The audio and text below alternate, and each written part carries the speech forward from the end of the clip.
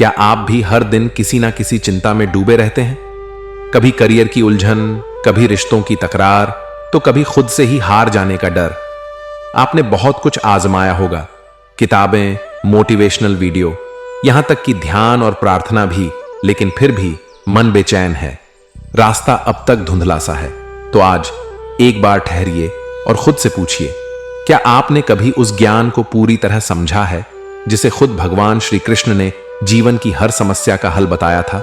हां, हम बात कर रहे हैं भगवत गीता की, उस दिव्य संवाद की जो महाभारत के रणभूमि में जन्मा, लेकिन हर इंसान के जीवन का सत्य बन गया।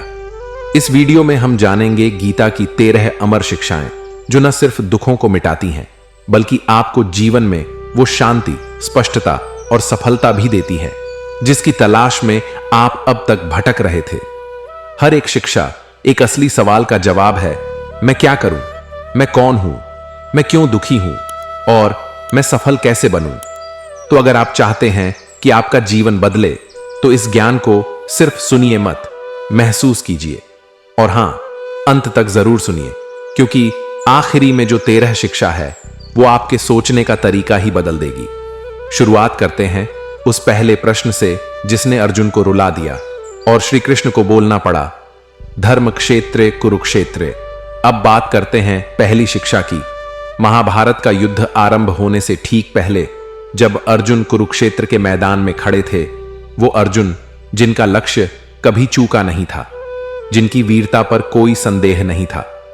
पर उस दिन जब उन्होंने अपने ही परिवारजनों को सामने देखा, पितामह भीष्म, गुरु द्रोण, भाई, चाचा, मित्र सब एक दूसरे के विरुद्ध धनुष बाण उठाए खड़े थे, तो अर्जुन का हृदय कांप गया। उनके हाथ बर्फ से ठंडे हो गए, शरीर थरथराने लगा और उनका गांडीव हाथ से छूट गया। आंखों से आंसू बहने लगे और उन्होंने श्री कृष्ण से कहा, हे माधव, मैं यह युद्ध नहीं कर सकता, मैं अपनों का वध नहीं कर सकता, मुझे राज्य नहीं चाहिए, न ही विजय। यदि यही जीवन है तो मैं इसे त्यागना बेहतर समझता हूं। यह वह क्षण था जब अर्जुन जैसा महान योद्धा भी टूट गया, लेकिन यही वह क्षण भी था जब भगवत गीता का जन्म हुआ। और यह केवल अर्जुन की बात नहीं है, यह उन सभी की कहानी है जो आज के समय में तनाव, भ्रम और अकेलेपन से जूझ रहे हैं। हम आज किसी युद्ध के मैदान में नहीं खड़े, लेकिन हमारे मन का कुरुक्षेत्र रोज सजता है, जहां एक ओर आशा होती है तो दूसरी ओर असफलता का भय, जहां एक ओर आत्मा की आवाज होती है तो दूसरी ओर समाज की अपेक्षाएं। आज का इंसान भी अर्जुन है, उलझा हुआ, डरा हुआ और टूटा हुआ। जैसे श्री कृष्ण ने अर्जुन को उनके प्रश्नों के उत्तर दिए, वैसे ही हम भी पा सकते हैं उन उत्तरों को भगवत गीता से। यह कोई धार्मिक ग्रंथ मात्र नहीं, यह जीवन जीने की कला है। हर उस व्यक्ति के लिए जो खुद से पूछता है, मैं कौन हूं, मुझे क्या करना चाहिए, मैं इतना अशांत क्यों हूं, मुझे अपने जीवन का उद्देश्य कैसे मिलेगा। गीता के 700 श्लोक केवल संस्कृत के वाक्य नहीं, वो आत्मा की औषधि है। हर उस मनुष्य के लिए जो टूटने से बचना चाहता है, जो अंधकार में रास्ता ढूंढना चाहता है, जो फिर से जीना चाहता है। तो यदि आप भी अपने जीवन के कुरुक्षेत्र में खड़े हैं तो याद रखिए, आप अकेले नहीं हैं। अर्जुन भी टूटा था, लेकिन श्री कृष्ण ने उसे फिर खड़ा किया। और यदि आप भी सुनना चाहें तो वह आवाज आज भी आपके भीतर गूंज सकती है। अब चलिए आगे बढ़ते हैं उन 13 अमर शिक्षाओं की ओर जो अर्जुन को मिली और आज भी हर व्यक्ति को शांति, स्पष्टता और सफलता का मार्ग दिखाती है। अब जानते हैं दूसरी शिक्षा के बारे में। मैं दिन रात मेहनत करता हूं, फिर भी कुछ होता नहीं। हर बार कोशिश करता हूं, पर लगता है भाग्य साथ नहीं दे रहा। दूसरे लोग कम परिश्रम करके आगे निकल जाते हैं और मैं जहां था वहीं खड़ा रह जाता हूं। यह भाव आज हर तीसरे व्यक्ति के मन में है। और जब ऐसा महसूस होता है तो या तो हम क्रोध में भर जाते हैं या फिर भीतर ही भीतर टूटने लगते हैं। समाज ने हमें यही सिखाया है, परिणाम चाहिए और तुरंत चाहिए, चाहे वह नौकरी हो, संबंध हो, धन हो या सम्मान। एक युवक था, नाम था नितिन। उसके सपने बहुत बड़े थे। वह सोचता था जैसे ही पढ़ाई पूरी होगी सब कुछ ठीक हो जाएगा, अच्छी नौकरी मिलेगी, घर बनेगा, माँ पिता खुश रहेंगे और जीवन सुंदर हो जाएगा। लेकिन जीवन ने मोड़ ले लिया। उसने कई बार नौकरी के लिए प्रयास किया, हर बार निराशा मिली। कभी कहा गया आप आवश्यकता से अधिक योग्य हो, कभी आप में आत्मविश्वास की कमी है, और कई बार तो कोई उत्तर ही नहीं मिला। धीरे धीरे उसकी आंखों की चमक मुरझाने लगी। हर सुबह वही आवेदन भरना, हर शाम खाली मन से लौट आना और फिर दूसरों की सफलताएं देखना, किसी को नई नौकरी, किसी की विदेश यात्रा, किसी का विवाह, किसी की नई गाड़ी। नितिन के मन में एक प्रश्न गूंजने लगा, मैं इतना कर रहा हूं फिर भी क्यों नहीं हो रहा? मेरे साथ ही क्यों? वह अपने आप से नाराज हो गया, कभी कभी ईश्वर से भी। और तब एक दिन उसे भगवद गीता की एक पंक्ति मिली, शायद किसी पन्ने पर या किसी पोस्टर में, कर्मण्येवाधिकारस्ते मा फलेषु कदाचन, अर्थात तेरा अधिकार केवल कर्म पर है, फल की चिंता मत कर। पहले उसे यह पंक्ति अच्छी लगी, फिर सोचा, पर यदि फल नहीं चाहिए तो परिश्रम क्यों करूं? यदि परिणाम नहीं मिलेगा तो कोशिश करने का क्या अर्थ? यही तो आज हर मन में उलझन है। हम परिश्रम इसीलिए करते हैं क्योंकि हमें फल चाहिए। लेकिन श्री कृष्ण यहां एक गहरी बात कहते हैं कि जब हम केवल फल की आशा से कर्म करते हैं तो वह कर्म एक बोझ बन जाता है। यह एक श्रृंखला बन जाती है, आशा, चिंता, हताशा, हार। लेकिन जब हम केवल कर्म पर ध्यान देते हैं, मन से, श्रद्धा से, तो वही कर्म पूजा बन जाता है। श्री कृष्ण अर्जुन से कहते हैं, यदि तू युद्ध केवल जीतने के लिए करेगा तो तू हार जाएगा, पर यदि तू इसे अपना धर्म समझकर करेगा तो तुझे कोई पराजित नहीं कर सकता। आज भी यही बात हम सब पर लागू होती है। यदि हम हर दिन यह सोचकर जी रहे हैं, अगर कुछ नहीं हुआ तो क्या होगा, तो हम कभी भी पूरे मन से प्रयास नहीं कर पाएंगे। नितिन ने एक दिन वह पंक्ति फिर पढ़ी, पर इस बार उसने केवल पढ़ा नहीं, उसने समझने का प्रयास किया। उसने कार्य करना प्रारंभ किया, बिना परिणाम की चिंता किए। हर दिन थोड़ा सीखा, थोड़ा बढ़ा। धीरे धीरे उसकी आंखों की चमक लौट आई। नौकरी कब और कैसे मिली, अब वह महत्वपूर्ण नहीं था, क्योंकि अब उसके पास था एक जीवन सूत्र, कर्म मेरा है, फल उसकी इच्छा। मैं केवल अपने कर्म को श्रेष्ठ बनाऊं, यही मेरी सच्ची सफलता है। अब बढ़ते हैं तीसरी शिक्षा की ओर। क्या आपने कभी जीवन में ऐसा अनुभव किया है कि कोई बात आपके नियंत्रण से बाहर चली गई हो? आपने भरसक प्रयास किया, मन से, तन से, पूरी निष्ठा से, पर अंत में वही हुआ जो आपने नहीं चाहा। जैसे किसी ने अपना सब कुछ लगाकर एक रिश्ता निभाया, लेकिन फिर भी उस रिश्ते का अंत हो गया। या किसी विद्यार्थी ने दिन रात एक करके पढ़ाई की, लेकिन परीक्षा में सफलता नहीं मिली। या किसी मां ने अपने बच्चे के लिए हर संभव कोशिश की, लेकिन वह बच्चा राह भटक गया। तब मन में एक ही प्रश्न उठता है, मैंने क्या गलती की? क्यों मेरे साथ ऐसा हुआ? यही प्रश्न अर्जुन के मन में भी था जब उन्होंने युद्ध में अपनों को खो देने की कल्पना की। श्री कृष्ण ने तब उन्हें एक सरल परंतु अत्यंत गूढ़ शिक्षा दी, जो हुआ अच्छा हुआ, जो हो रहा है वह भी अच्छा ही हो रहा है, जो होगा वह भी शुभ के लिए ही होगा। यह केवल सांत्वना देने की बात नहीं थी, यह जीवन का दर्शन था, एक सच्ची कथा। रघुनाथ का व्यापार। रघुनाथ नाम का एक व्यापारी था, सीधा सादा, मेहनती और ईश्वर भक्त। वह हमेशा ईमानदारी से व्यापार करता था, कभी किसी को धोखा नहीं दिया। लेकिन एक दिन अचानक उसकी दुकान में आग लग गई, सब कुछ जलकर राख हो गया। लोगों ने आकर सांत्वना दी। कुछ ने कहा किस्मत खराब थी, कुछ ने कहा शायद भगवान का इम्तिहान है। लेकिन रघुनाथ शांत था।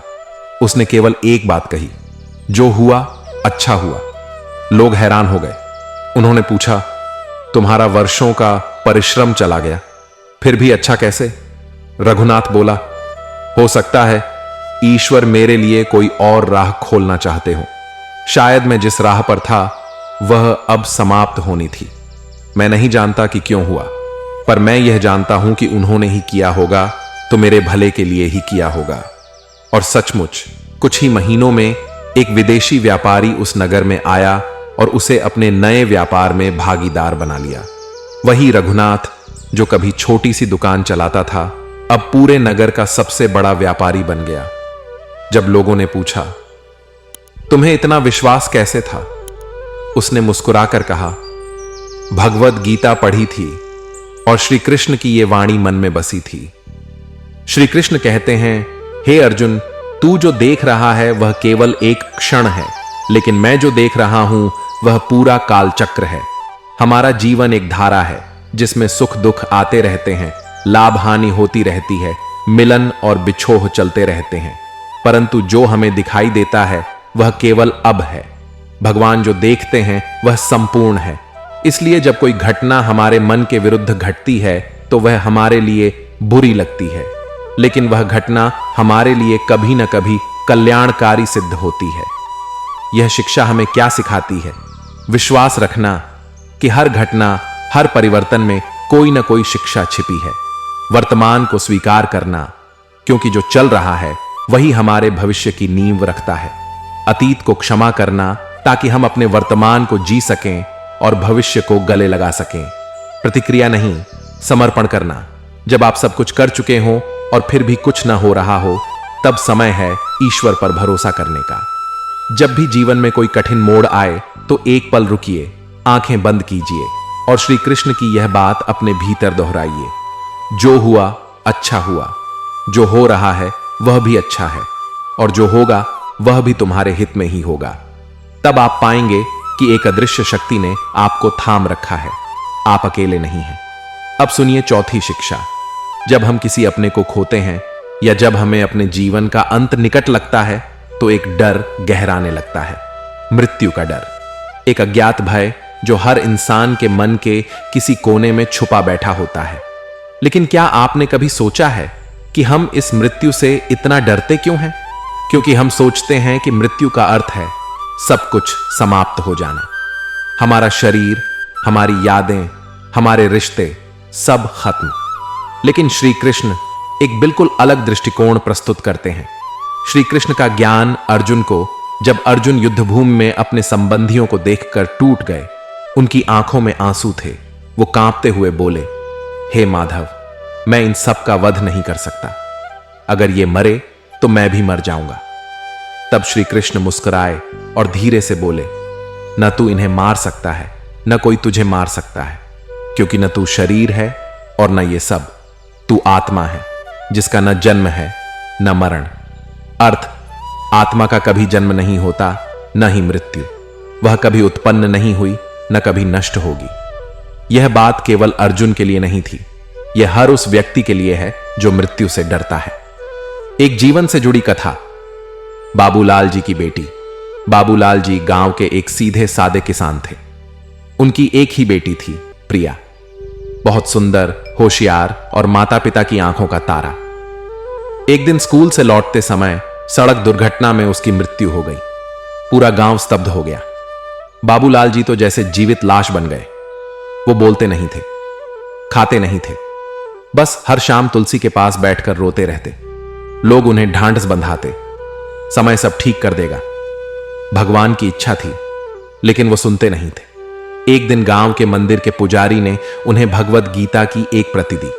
उसके एक अध्याय पर उन्होंने निशान लगाया था, आत्मा अजर, अमर और अविनाशी है। बाबूलाल जी ने जब उसे पढ़ा तो पहली बार उनके आंसू थमे। उन्होंने सोचा, यदि आत्मा नहीं मरती तो मेरी बेटी कहीं तो है। वो रोज बैठकर गीता पढ़ते और खुद से कहते, मुझे उससे बिछड़ना नहीं है, मुझे उससे मिलना है, तो मुझे भी उसी शुद्धता से जीना है जैसे वो थी। धीरे धीरे वो फिर से जीवन की ओर लौटे। गांव के बच्चों को पढ़ाना शुरू किया। कहते, मेरी बेटी तो चली गई, लेकिन अब मैं बाकी बच्चों में उसे देखता हूं। गीता ने उन्हें मृत्यु का भय नहीं, नया जीवन दिया। श्री कृष्ण की शिक्षा का सार। श्री कृष्ण कहते हैं, आत्मा जल से नहीं भीगती, आग से नहीं जलती, हवा से नहीं उड़ती और अस्त्र शस्त्र से नहीं कटती। जिसे तुम मृत्यु कहते हो वह केवल शरीर का परिवर्तन है। जैसे पुराने वस्त्र उतारकर नया पहनते हो, वैसे ही आत्मा एक शरीर छोड़कर दूसरा धारण करती है। इसलिए न किसी की मृत्यु पर टूटो, न अपनी मृत्यु से डरो। जो आत्मा एक बार इस संसार में आई है वह कभी नहीं मिटती। यह शिक्षा हमें क्या सिखाती है? मृत्यु को समझना आवश्यक है, क्योंकि तभी हम जीवन को पूरी गहराई से जी सकते हैं। जो चला गया वो मिटा नहीं, वह केवल हमारी आंखों से ओझल हुआ है, लेकिन आत्मा रूप में हमारे आसपास है। अपने भीतर अमृतत्व की अनुभूति करना, जब हम यह समझ जाते हैं कि हम शरीर नहीं आत्मा हैं, तब कोई भय, कोई हानि हमें तोड़ नहीं सकती। जब अगली बार आप मृत्यु के बारे में सोचें या किसी अपने के जाने का दुख हो, तो श्री कृष्ण की ये वाणी याद करें, तू शरीर नहीं है, तू आत्मा है, अमर है, शांत है, शुद्ध है और ईश्वर के अंश से बना है। फिर देखना आपके भीतर जो डर है वह श्रद्धा में बदल जाएगा। अब बात करते हैं 5वीं शिक्षा की। जीवन में जब कुछ अच्छा होता है, जैसे कोई प्रशंसा मिले, कोई सफलता मिले, तो मन झूम उठता है, और जब कोई ठोकर लगे, कोई आलोचना हो जाए या कोई खो जाए, तो वही मन टूट कर बैठ जाता है। लेकिन क्या यह स्वाभाविक नहीं है? हां, पर यह भी अपूर्ण है, क्योंकि जो सुख पर उड़ता है वह दुख में गिर भी जाता है। श्री कृष्ण कहते हैं, सुख दुख, लाभ हानि, जय पराजय सबको समान भाव से देखना ही सच्चा योग है। अर्जुन की स्थिति, जब अर्जुन युद्ध से पीछे हटे तो उनके मन में यही द्वंद था, अगर मैं जीत गया तो क्या ये जीत सुखद होगी? अगर मैं हार गया तो क्या इससे बड़ा दुख कोई हो सकता है? वो सोच रहे थे कि सुख और दुख हमारे कर्म का परिणाम है, लेकिन श्री कृष्ण ने उन्हें बताया कि ये दोनों केवल अनुभव हैं, और जो इन दोनों के बीच स्थिर रह जाए वही सच्चा योगी है। एक छोटी कहानी। 2 कटोरी दही। गांव में एक बुजुर्ग साधु रहते थे। हर दिन 2 कटोरी दही खाते थे, एक मीठी, एक खट्टी। एक युवक ने पूछा, बाबा, हर दिन ये 2 अलग अलग दही क्यों? बाबा मुस्कुराए और बोले, मीठा दही मुझे सुख की याद दिलाता है और खट्टा दही मुझे दुख की, लेकिन दोनों मुझे यही सिखाते हैं कि ये दोनों केवल स्वाद हैं, आने जाने वाले हैं। मैं कौन सा स्वाद चुना, उससे ज्यादा महत्वपूर्ण यह है कि मैं कितनी स्थिरता से उसे स्वीकार कर पाया। श्री कृष्ण का योग, श्री कृष्ण कहते हैं, समत्वम योग उच्यते। जिस दिन मन यह समझ जाता है कि सुख हमेशा नहीं रहेगा और दुख भी हमेशा नहीं रहेगा, तो वह फिर झूमता नहीं है और टूटता भी नहीं। उस दिन वह अपने केंद्र में टिक जाता है। वह फिर न परिस्थितियों का गुलाम रहता है, न प्रशंसा और आलोचना का। वह अपने कर्म के पथ पर स्थिर हो जाता है। यह शिक्षा हमें क्या सिखाती है? प्रशंसा और अपमान दोनों से ऊपर उठना, क्योंकि ये केवल बाहर से आती है, आत्मा में कोई परिवर्तन नहीं लाती। हर अनुभव में ईश्वर को देखना, क्योंकि वह हमें अनुभवों से कुछ सिखाना चाहते हैं। अस्थिरता से मुक्ति। जब मन हर छोटे सुख या दुख से हिलता नहीं, तब आत्मा गहराई से जुड़ती है। सुख आए तो मुस्कुराइए, पर उसमें खो मत जाइए। दुख आए तो आंसू बहाइए, पर उसमें डूब मत जाइए। श्री कृष्ण कहते हैं, जीवन में वही श्रेष्ठ है जो इन दोनों से ऊपर उठकर अपने धर्म पर अडिग रहता है। सच्चा योगी वही है जो भीतर शांत है, चाहे बाहर आंधी हो या बरसात। अब जानते हैं 6ठी शिक्षा के बारे में। हर दिन जब हम सुबह उठते हैं तो हमारे सामने बहुत से विकल्प होते हैं। क्या करें, क्या न करें, किस ओर जाए, किसे टाल दें। पर सबसे कठिन प्रश्न यही होता है, क्या जो मैं कर रहा हूं वही मेरा कर्तव्य है? जीवन में कभी कभी ऐसा समय आता है जब हम थक जाते हैं, काम से, रिश्तों से, जिम्मेदारियों से। हमें लगता है, क्या मैं सब छोड़कर कहीं दूर चला जाऊं? शायद अर्जुन ने भी यही सोचा था। अर्जुन की दुविधा। जब कुरुक्षेत्र में युद्ध शुरू होने को था और सब योद्धा अपने स्थान पर खड़े थे, तब अर्जुन ने धनुष नीचे रख दिया। उन्होंने श्री कृष्ण से कहा, मैं युद्ध नहीं करूंगा, अपने ही लोगों का वध कैसे कर सकता हूं? उन्होंने सोचा, अगर सब कुछ छोड़ दूं तो शायद शांति मिल जाएगी। लेकिन श्री कृष्ण ने स्पष्ट कहा, कर्तव्य से भागना अधर्म की ओर भागना है। उन्होंने समझाया, तू योद्धा है, तेरा धर्म युद्ध करना है, न इच्छा से, न क्रोध से, बल्कि केवल कर्तव्य के रूप में। एक प्रेरक कथा। रामू और उसका स्कूल। रामू गांव का एक शिक्षक था। हर दिन बच्चों को पढ़ाने आता, बिना किसी वेतन के। उसके पास अपने घर तक चलाने को पैसा नहीं था, लेकिन फिर भी वह रोज आता। लोगों ने कई बार पूछा, क्यों समय बर्बाद कर रहे हो? तुम्हें तो नौकरी खोजनी चाहिए। पर रामू मुस्कुराकर कहता, ये बच्चे मेरा उत्तरदायित्व हैं। अगर मैं इन्हें न पढ़ाऊं तो ये भी उसी अंधेरे में खो जाएंगे जिससे मैं निकला हूं। एक दिन गांव में एक अधिकारी आया, जिसने देखा कि इतने कम साधनों में एक व्यक्ति वर्षों से बच्चों की सेवा कर रहा है। रामू को सरकार ने सम्मानित किया और पूरे गांव में एक बड़ा स्कूल बनवाया गया जिसका नाम रखा गया कर्तव्य पथ विद्यालय। क्यों? क्योंकि रामू ने अपने जीवन से यह सिखा दिया, कर्तव्य कोई बोझ नहीं होता, अगर उसमें प्रेम और निष्ठा हो तो वही जीवन की सबसे बड़ी पूजा बन जाता है। श्री कृष्ण का स्पष्ट संदेश। श्री कृष्ण ने अर्जुन से कहा, अपना धर्म निभाते हुए मृत्यु भी आ जाए तो वह श्रेयस्कर है। दूसरे का धर्म अपनाना भय और भ्रम का मार्ग है। आज के समय में भी हम यही गलती करते हैं, दूसरों की राह देखकर अपने कर्तव्य से विचलित हो जाते हैं। सोशल मीडिया पर दूसरों की सफलताएं देखकर अपने मार्ग को छोटा समझने लगते हैं, लेकिन श्री कृष्ण कहते हैं, तुम्हारा मार्ग तुम्हारे लिए बनाया गया है, उसे हटोगे तो भटक जाओगे। यह शिक्षा हमें क्या सिखाती है? कर्तव्य का पालन ही आत्मा की उन्नति है, क्योंकि आत्मा तभी शांत होती है जब वह अपने कार्य को पूरा करती है। कर्तव्य कभी छोटा या बड़ा नहीं होता। खेत जोतने वाला किसान हो या राष्ट्र चलाने वाला राजा, दोनों यदि अपने कर्तव्य में निष्ठावान हैं तो वह ईश्वर की आराधना ही है। कर्तव्य से भागना केवल बाहर से नहीं, भीतर से खो जाना है। जीवन में जब कोई कार्य कठिन लगे, जब जिम्मेदारी भारी लगे या जब लगे कि अब और नहीं हो पाएगा, तो श्री कृष्ण की यह बात याद करना। धर्म से भागना आसान लगता है, पर वही सबसे बड़ा बंधन बन जाता है। कर्तव्य निभाओ बिना मोह, बिना भय, क्योंकि वही आत्मा को मुक्त करता है। अब बढ़ते हैं 7वीं शिक्षा की ओर। मन ही मित्र है और वही शत्रु भी। सबसे बड़ा युद्ध अपने भीतर होता है। हर इंसान के जीवन में 2 युद्ध होते हैं, एक बाहर का और एक भीतर का। बाहर का युद्ध हम लोगों से लड़ते हैं, परिवार, समाज, दुनिया की अपेक्षाओं से। लेकिन जो युद्ध हमारे भीतर होता है वो कहीं ज्यादा कठिन होता है। मन की इच्छा और विवेक की आवाज के बीच, अहंकार और आत्मा के बीच। यही युद्ध असली कुरुक्षेत्र है। अर्जुन का भीतर का युद्ध। श्री कृष्ण को देखकर जब अर्जुन ने कहा, मैं युद्ध नहीं कर सकता, तो वो केवल बाहर की बात नहीं कह रहे थे, वो अपने मन से हार चुके थे। मन कह रहा था, तू अच्छा इंसान बन, छोड़ दे सब। लेकिन आत्मा कह रही थी, तू युद्ध के लिए जन्मा है, अपने धर्म से मत भाग। श्री कृष्ण ने तब कहा, मनुष्य को चाहिए कि वह स्वयं अपने को ऊपर उठाए, स्वयं को गिराए नहीं, क्योंकि मन ही उसका मित्र है और वही उसका शत्रु भी बन सकता है। एक कथा, सेठ और साधु। एक सेठ था, बहुत धनवान, लेकिन हर दिन बेचैनी में रहता, रात को सो नहीं पाता, दिन में मुस्कुराता नहीं था। उसने एक साधु से पूछा, मैं सब कुछ होते हुए भी इतना अशांत क्यों हूं? साधु मुस्कुराए और बोले, क्योंकि तुमने संसार को जीत लिया है पर स्वयं को हार बैठे हो। सेठ चकित रह गया।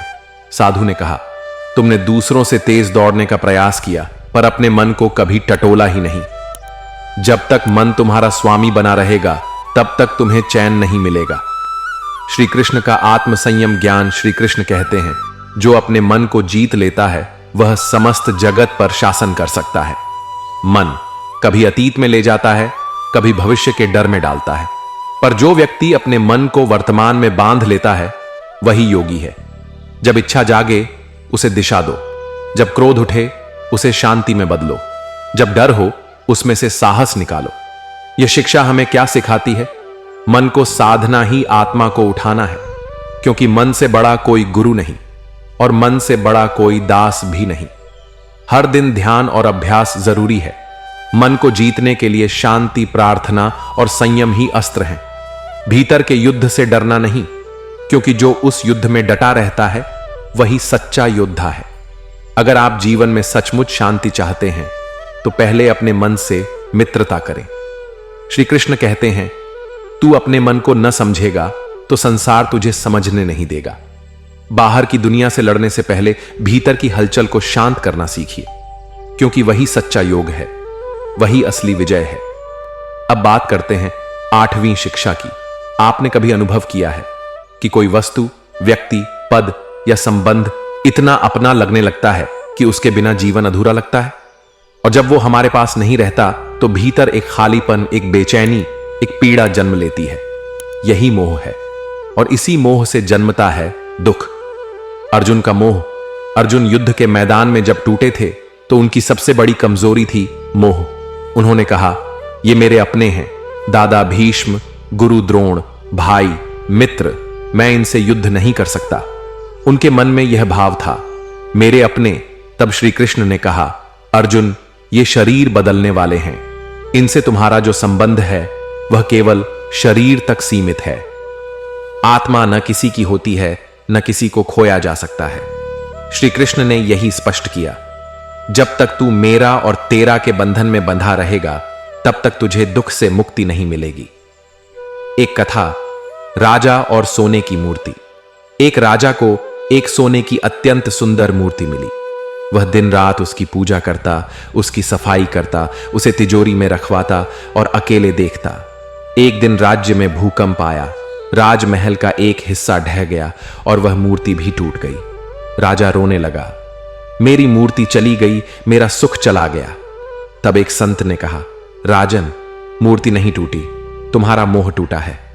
क्योंकि मूर्ति सोने की थी, सोना अब भी है, पर वह रूप अब नहीं रहा। सुख उस सोने में नहीं था, सुख तुम्हारी आसक्ति में था, और वही मोह अब दुख बन गया। श्री कृष्ण का वैराग्य ज्ञान श्री कृष्ण कहते हैं। जो व्यक्ति अपने कर्म में लगकर भी उसके फल से आसक्त नहीं होता, वह कर्म करके भी बंधता नहीं है। श्री कृष्ण सिखाते हैं, मोह छोड़ना संसार छोड़ना नहीं है, मोह छोड़ना अपेक्षाएं छोड़ना है। वैराग्य मतलब जीवन को त्यागना नहीं, बल्कि जीवन से जुड़कर भी निर्लिप्त रहना है। यह शिक्षा हमें क्या सिखाती है? संपत्ति, संबंध, सफलता, ये सभी परिवर्तनशील हैं। इनसे प्रेम करिए, पर उन पर अधिकार मत जमाइए। सुख वहां नहीं है जहां आसक्ति है, सुख वहां है जहां स्वीकृति है। जो चला जाए उसे जाने दीजिए, क्योंकि ईश्वर जब कुछ छीनते हैं तो वह हमें खाली नहीं बल्कि तैयार करते हैं किसी और ऊंचाई के लिए। श्री कृष्ण कहते हैं, मोह से मुक्त हो जाओ तो जीवन अपने आप सरल हो जाएगा। जब हम अपने रिश्तों, कर्मों और इच्छाओं से प्रेम पूर्वक जुड़ते हैं पर उनसे चिपकते नहीं हैं, तभी हम सच में मुक्त होते हैं। सच तो यह है, हमें कुछ भी खोने का डर नहीं होना चाहिए, क्योंकि जो हमारा है वह कभी हमसे दूर नहीं जा सकता, और जो दूर जा रहा है वह शायद कभी हमारा था ही नहीं। अब जानते हैं 9वीं शिक्षा के बारे में। हम में से बहुत से लोग जीवन को 2 हिस्सों में बांटते हैं। एक हिस्सा धार्मिक होता है, जैसे पूजा, प्रार्थना, व्रत, और दूसरा हिस्सा होता है सामान्य, जैसे नौकरी, व्यापार, घर परिवार की जिम्मेदारियां। पर श्री कृष्ण कहते हैं, जीवन को 2 हिस्सों में मत बांटो। अगर तुमने किसी भी कार्य को पूरे समर्पण और सजगता से किया तो वही कार्य पूजा बन जाता है। अर्जुन को कर्म योग का ज्ञान। जब अर्जुन ने श्री कृष्ण से पूछा, यदि सब कुछ मोह है तो क्या मुझे कुछ भी नहीं करना चाहिए? क्या मैं जंगल चला जाऊं और ध्यान करूं? तब श्री कृष्ण ने मुस्कुराकर कहा, नहीं अर्जुन, भागना योग नहीं है, कर्म छोड़ देना संन्यास नहीं है। असल योग है कर्तव्य निभाते हुए भी ईश्वर से जुड़ा रहना। यही है कर्मयोग। एक कथा, रसोई वाली माएं एक साधु हिमालय से नीचे उतरे और एक गांव में रुके। वहां उन्होंने एक वृद्धा को देखा जो हर दिन सुबह 4 बजे उठकर गाय को चारा देती, घर साफ करती और पूरे गांव को मुफ्त में खाना खिलाती। साधु ने पूछा, माई, तुम ये सब किस लिए करती हो? वृद्धा ने सिर झुकाया और बोली, मैं कुछ नहीं करती महाराज, सब उसी प्रभु के लिए है। ये रोटी मैं बनाती नहीं, बस उसके हाथों से बनवाती हूं। साधु ने गहराई से देखा और कहा, तुम ध्यान नहीं करती, पूजा नहीं करती, पर तुम्हारा हर कर्म पूजा बन गया है। श्री कृष्ण कहते हैं, हे अर्जुन, जो कुछ भी तू करता है, जो खाता है, जो दान करता है, जो तप करता है, वह सब मुझे अर्पित कर। यानी रसोई बनाओ तो ईश्वर के लिए, बच्चे पालो तो ईश्वर की सेवा मानकर, अपना काम करो तो उसे मंदिर की पूजा समझकर करो। जब भाव बदलता है तो कर्म साधारण नहीं रहता। यह शिक्षा हमें क्या सिखाती है? कोई भी कार्य छोटा नहीं अगर किया गया है समर्पण से।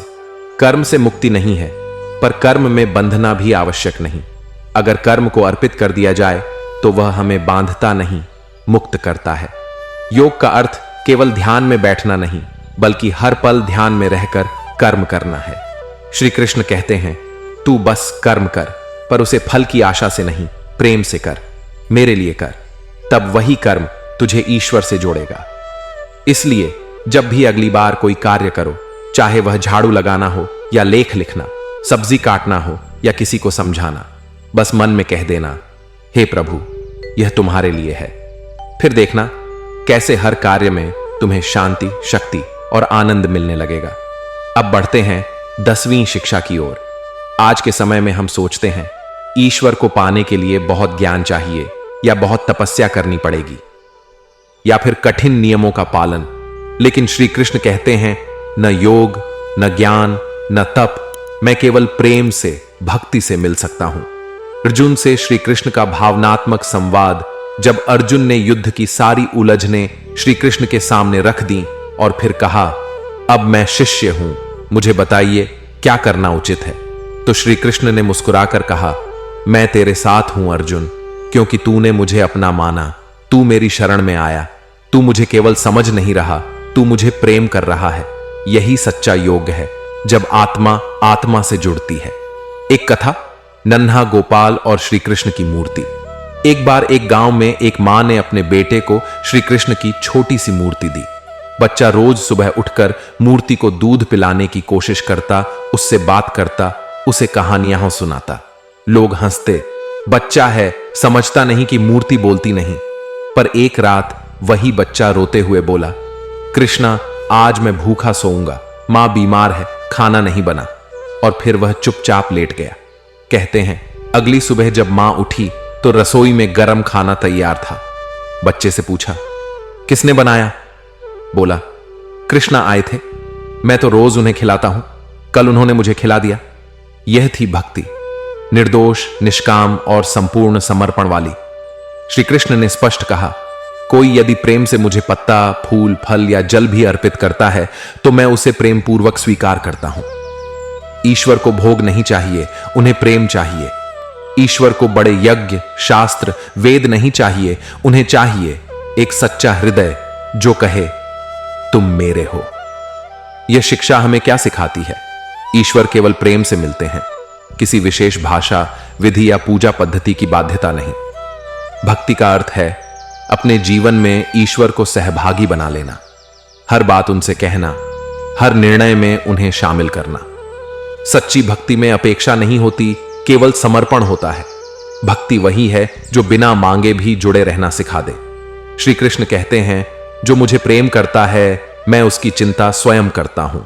अगर आपको यह लग रहा है कि आप अकेले हैं, अगर आपको यह डर है कि कोई आपकी सुन नहीं रहा, तो बस आंखें बंद कीजिए और श्री कृष्ण से कहिए, मैं तुम्हें चाहता हूं क्योंकि तुम मेरे अपने हो। फिर देखिए कैसे आपके जीवन में शांति उतरने लगेगी। अब बात करते हैं 11वीं शिक्षा की। आपने जीवन में कई बार यह अनुभव किया होगा कि सब कुछ होते हुए भी भीतर खालीपन है। साधन है लेकिन समाधान नहीं, दिशाएं हैं लेकिन दिशा नहीं। और तब मन कहता है, अब और नहीं, अब मैं थक गया हूं। यहीं से शुरू होता है शरणागति का मार्ग। अर्जुन ने युद्ध को समझा, कर्मयोग जाना, भक्ति का भाव सुना, मोह त्यागना सीखा, लेकिन फिर भी वह भीतर से डगमगाता रहा। तब अंत में श्री कृष्ण ने उसे गीता का सबसे अंतिम, सबसे ऊंचा वचन दिया, सब धर्मों, सब मार्गों को छोड़ दे और केवल मेरी शरण में आ जा। मैं तुझे समस्त पापों से मुक्त कर दूंगा, तू शोक मत कर। यह केवल एक उपदेश नहीं था, यह ईश्वर का निमंत्रण था।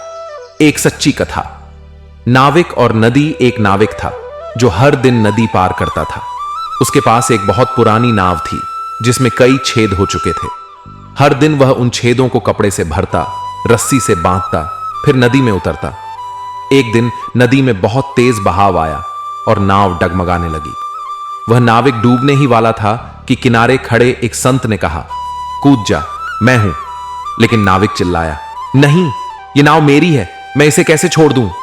तब संत बोले, अगर जीना है तो छोड़ना पड़ेगा। जब तक तू इस टूटी नाव से चिपका रहेगा, न खुद बचेगा न किनारा देखेगा। नाविक ने हिम्मत की, नाव को छोड़ा और संत ने उसे खींच लिया। उस दिन उसने सीखा, कभी कभी जीवन को बचाने के लिए जो हम सबसे ज्यादा पकड़ कर बैठे हैं, उसे छोड़ना ही पड़ता है।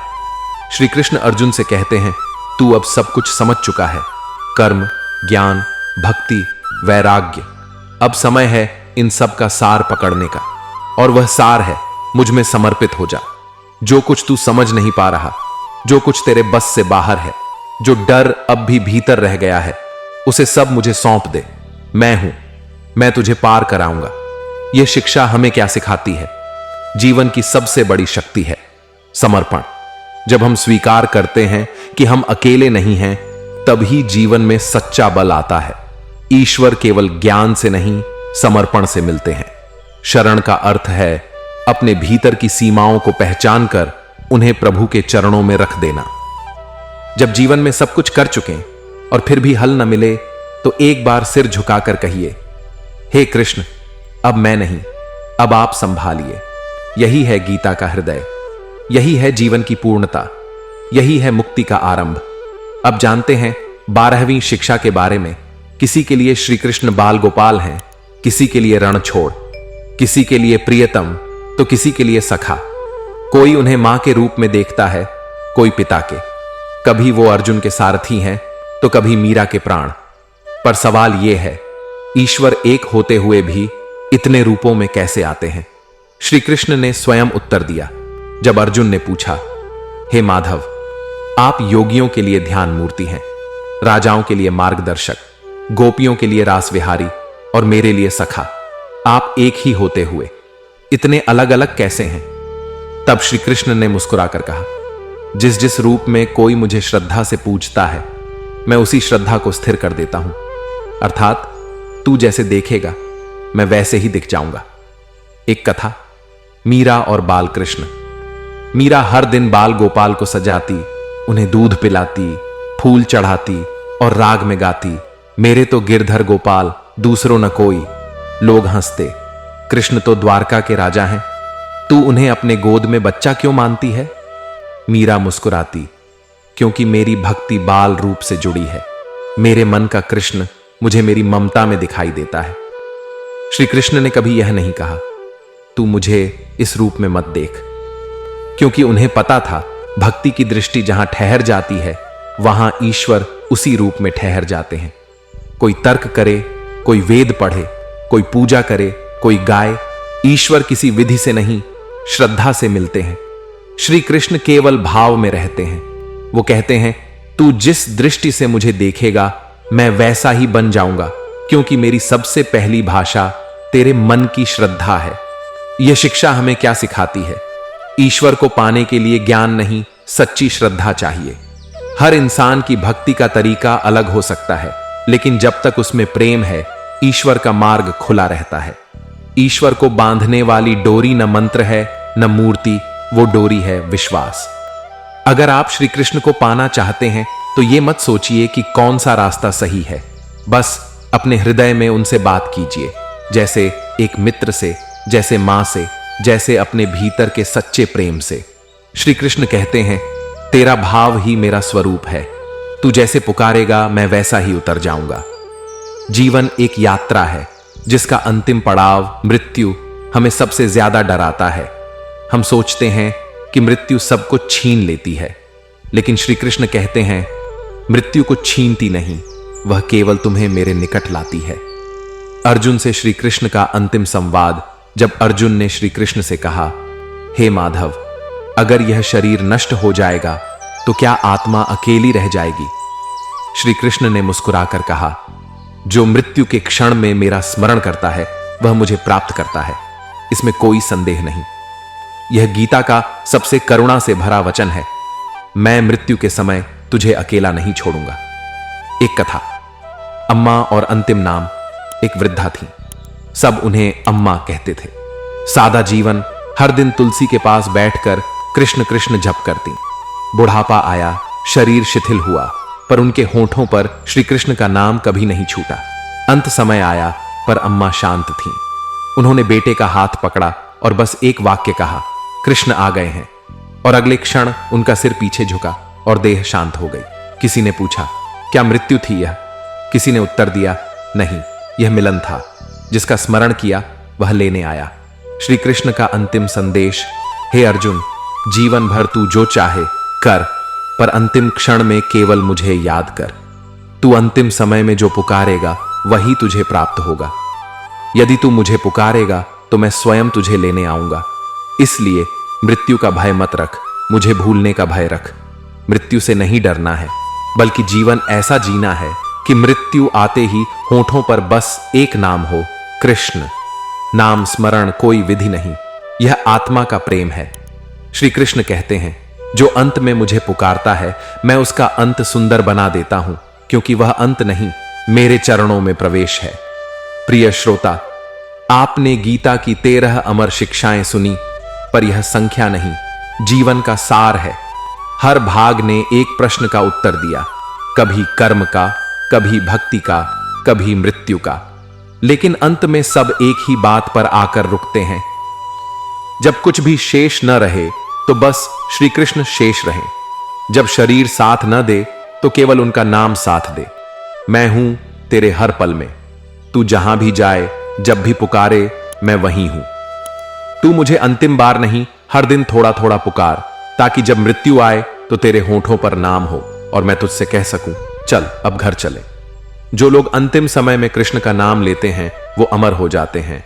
आज कमेंट्स में बस एक बार राधे राधे लिखकर इस दिव्य संदेश को अमर कीजिए। धन्यवाद। जय श्री कृष्ण।